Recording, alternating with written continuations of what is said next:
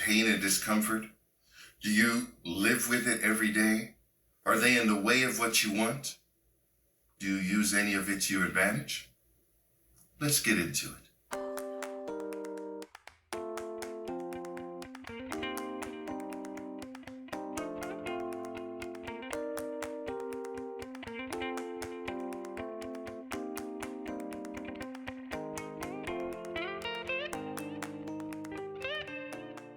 Hello everyone, Wallace Russell from CoachWallaceRussell.com.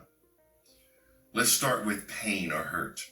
Pain is a localized or generalized unpleasant body sensation or complex sensations that cause mild to severe physical discomfort and emotional distress. Pain or hurt is a feeling that comes from harm or damage, and obviously it doesn't feel good. It can be physical and it can be emotional, and it can also be both. What can cause pain? Well, getting hit, cut, scraped, socked in the jaw. All these things can cause physical pain. Emotional pain can come from having your feelings hurt, being shamed, belittled, bullied, emasculated. All of these things can cause you pain. Just going through life gives you multiple opportunities for pain. In fact, it's impossible to pass through life without feeling pain or hurt. This is a way of life, and it can range from slight to overwhelming, and it is relative and happens in the moment. This is what I mean by relative. If I slap your face, you may feel pain. If I slap you really hard, you may feel pain for a little bit, more than a few seconds. But if after I slap you really hard, I then punch you with all my might into your stomach, that pain becomes the loudest pain. And while you're feeling that, you're not feeling this. So what I mean by being relative is you can feel the pain that is most present to you and not feel other things which would indeed cause you pain. Suffering is different. Suffering is to endure pain or distress. Suffering is the continuous experience of pain.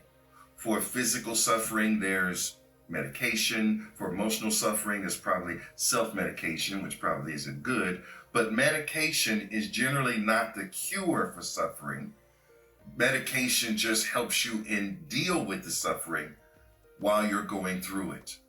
So pain is that moment, pain or hurt is that moment where you feel hurt or discomfort or whatever that is, but suffering is the continuous feeling of that pain over time.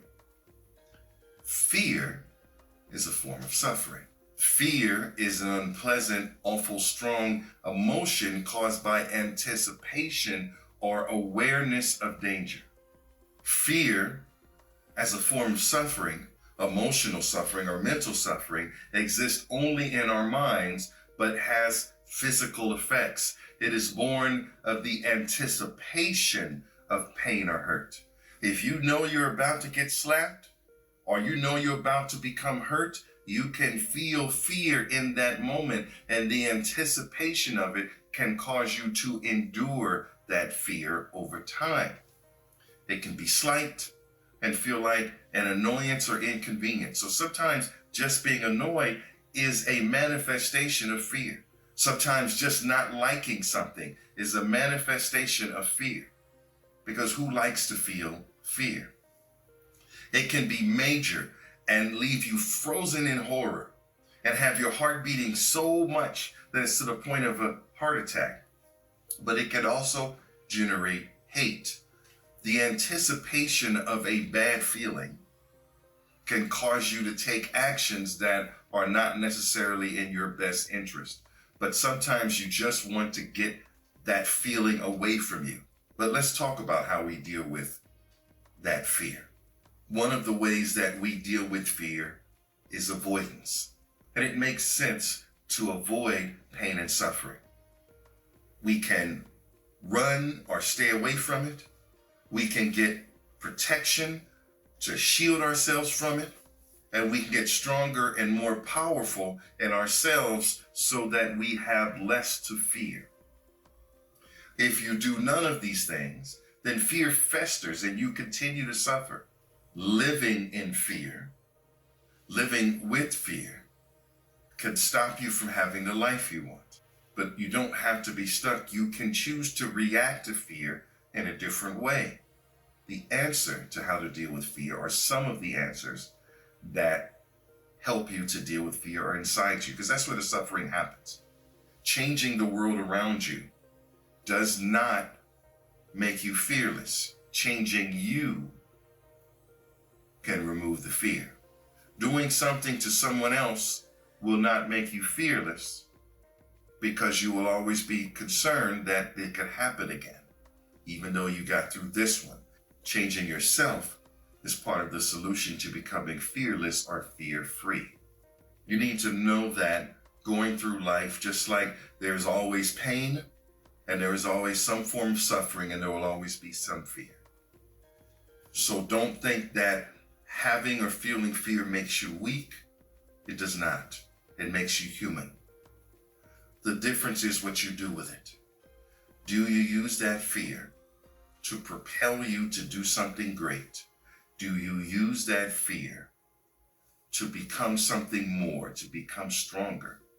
Or do you choose to carry it and weather it and live with it as part of your life? I'm not saying any of these are the right answers.